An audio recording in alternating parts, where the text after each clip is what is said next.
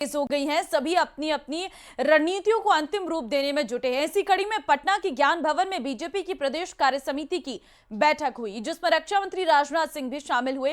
इस दौरान उन्होंने आरजेडी कांग्रेस पर जमकर निशाना साधा और कहा कि आरजेडी और कांग्रेस ने कुर्सी के लालच में बिहार को जानबूझकर पिछड़ा बनाया। साथ ही यह भी कहा है कि एनडीए बिहार का गौरव वापस लाएगा।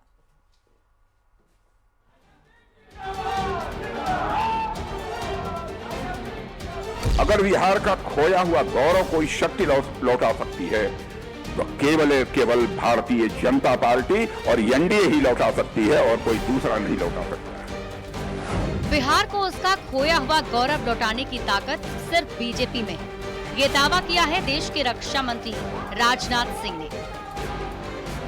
उन्होंने कहा कि बिहार पिछड़ा राज्य नहीं था, पर कांग्रेस और आरजेडी जैसी पार्टियों ने कुर्सी के लालच में बिहार को ऐसे अंधेरे में ढकेला जिससे आज तक राज्य उभर नहीं सका है। पर अब नीतीश कुमार के नेतृत्व में बिहार तरक्की कर रहा है।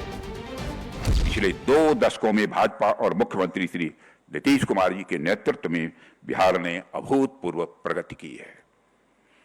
पुरानी जंगल राज की छवि को बिहार ने काफी हद तक तोड़ दिया है और जो भी सकारात्मक बदलाव बिहार में हुए हैं वह स्पष्ट रूप से अब लोगों को दिखाई दे रहे हैं। राजनाथ सिंह ने भ्रष्टाचार के मुद्दे पर भी विपक्ष को घेरा और कहा कि एनडीए के मुख्यमंत्री हो या उप मुख्यमंत्री या कोई मंत्री, कोई माई का लाल उंगली उठाकर नहीं कह सकता कि उनके दामन पर दाग है। राजनाथ सिंह के बयान पर विपक्ष का कहना है कि वो आज की बात ना करके गड़े मुर्दे उखाड़ रहे हैं।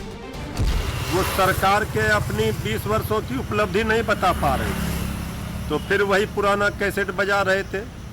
ये बताना चाहिए था कि बिहार आखिर क्यों हर मामले में फिसड्डी है, क्यों भ्रष्टाचारियों और अपराधियों की बहार है। राजनाथ सिंह ने एक्सेप्ट कर लिया कि हाँ, बिहार को पिछड़ा राज्य जानबूझ के बना दिया गया है। पिछले 20 वर्षों में एनडीए की ही सरकार रही है। बहुत बहुत आभार आपका राजनाथ सिंह जी।